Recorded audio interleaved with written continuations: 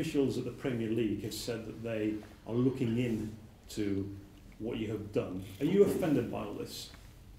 Yeah, I am, yeah. I'm working within their rules, and I went to that game last night believing I could win.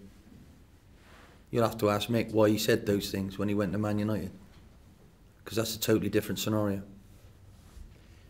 If they were to impose sanctions upon you, you're quoted as saying you would consider resignation. Are you deadly serious about absolutely, that? Or yeah. was it something that you said in the heat of the moment? No, what's the point? I am paid to be the manager of Blackpool Football Club, to bring in players and utilise them in a 25-man squad. I didn't play anyone outside my 25 yesterday. Matt Phillips is in my 25, albeit he's only a 19-year-old.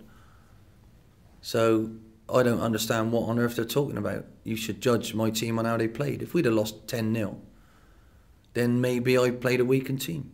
I'm trying to move my squad forward to see who is good enough and who isn't good enough. And I believe they all are. I wouldn't have signed them otherwise. But you would seriously walk away from Premier League management? I'm not having anyone tell me who I can play. My chairman doesn't do it, so why should the Premier League?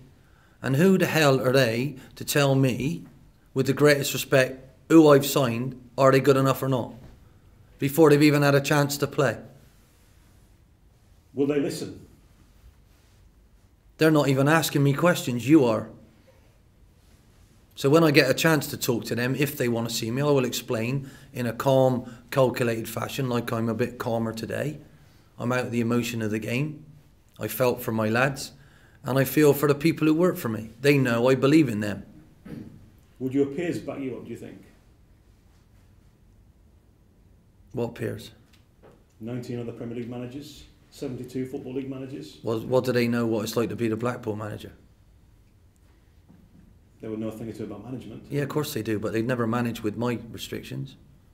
But would they not understand, and would they not back you to a man? That's what I'm trying to suggest. Well, what do you think Mr. Holloway said last night?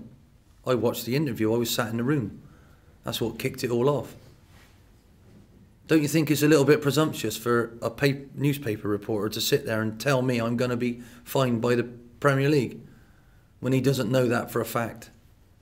I think it's pretty outrageous. Was he not trying to suggest what might happen, having been party to what happened to a manager in his region 12 months ago because of something that happened in a different game? I wasn't in that region 12 months ago. I got on with my Blackpool job and we were supposed to get relegated.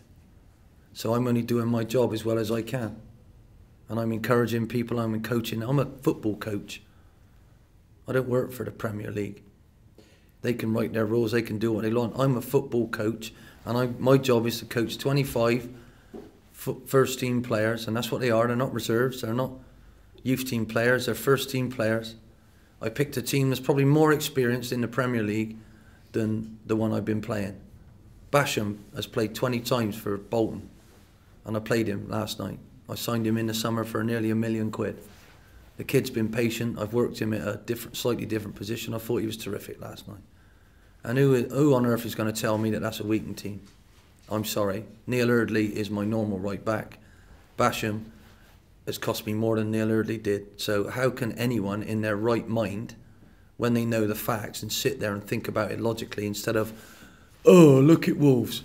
Oh, that's the same thing. Let's ask him that question. Don't make sense. I think you should think about what you're asking me a little bit more, because it's not the same scenario.